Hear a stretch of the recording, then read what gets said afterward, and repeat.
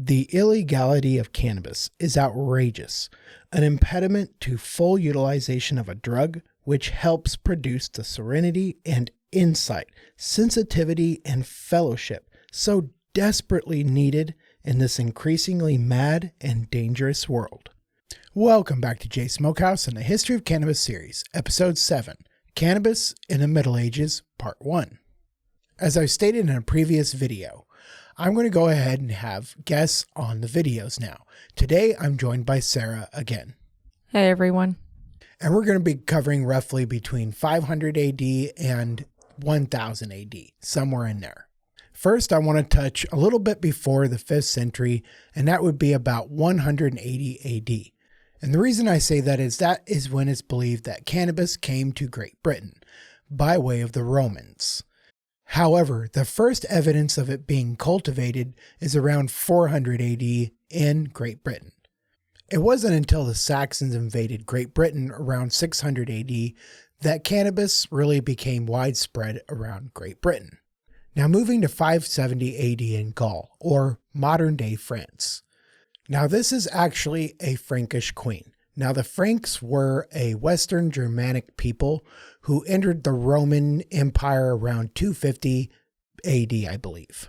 Now in the crypt of this Frankish queen, Arnemunde, who died in 570 AD, was uncovered. She had wondrous treasure all about her. And then she was also wearing a silk dress with gold jewelry.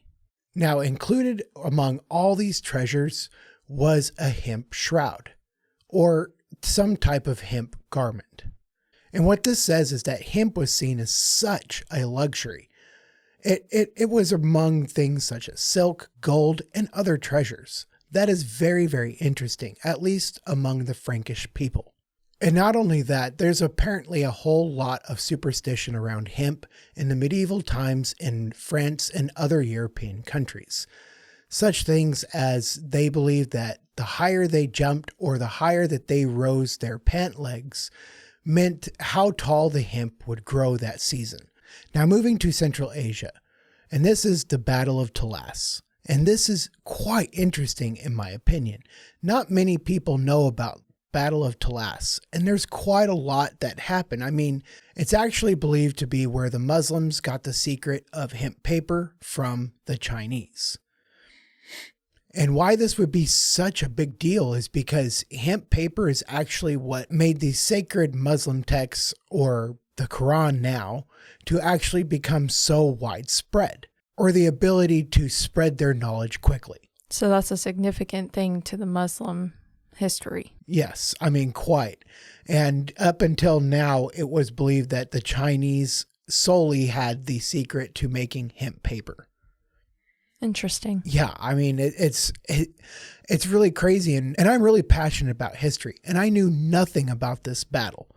And I've talked to others who, many people don't know about this Battle of Talas. And so that's why I really wanted to cover it today. It's like it was never heard of until now. Yeah, I mean, a few people know about it, but yeah, even among avid historians, very few know about this Battle of Talas. And that's really because there's not a lot of information on it.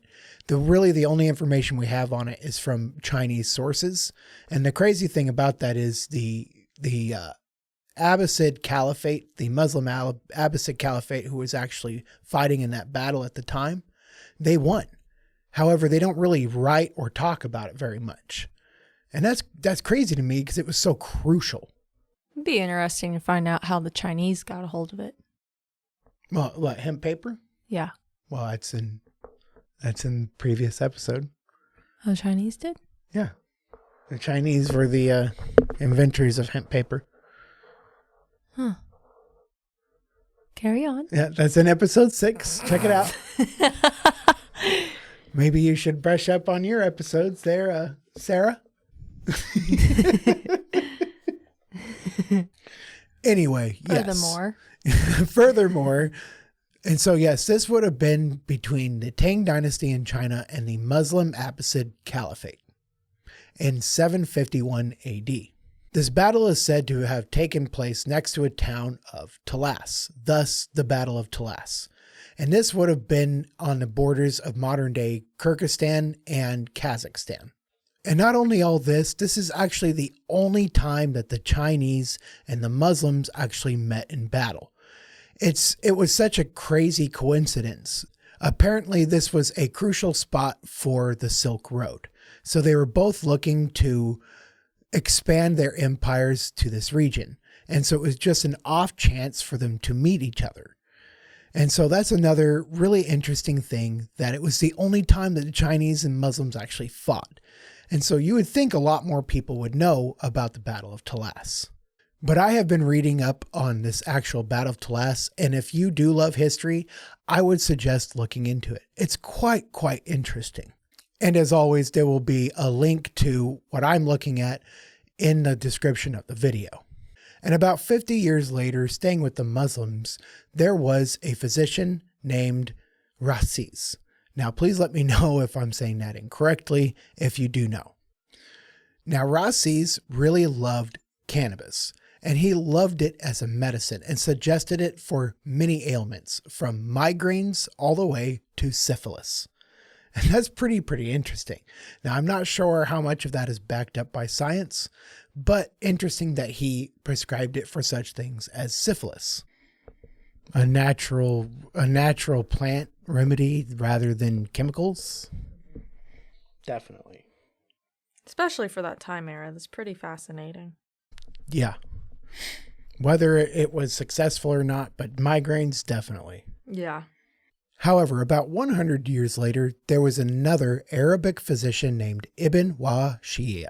Now, Ibn was pretty much the exact opposite of Rhazes. He did not like cannabis and actually explained it as a poison, a very harmful poison that people should definitely stay away from. I believe he actually named it a lethal poison. And so this seems to be the first time that actual debate comes into play, whether cannabis is good or cannabis is bad. Now let me go ahead and leave off with one of my favorite quotes from Carl Sagan on cannabis. "The illegality of cannabis is outrageous, an impediment to full utilization of a drug which helps produce the serenity and insight, sensitivity, and fellowship so desperately needed in this increasingly mad and dangerous world." I really love that quote, and it's such a good quote, and it's true. If you enjoyed the video at all or found anything interesting, please leave a like and a comment and let me know what you think. And also don't forget to hit that subscribe button so you can stay up to date with videos coming out in the future. Now we're going to go ahead and say goodbye. Bye, everyone. And now, as always, Jay is going to go smoke a J.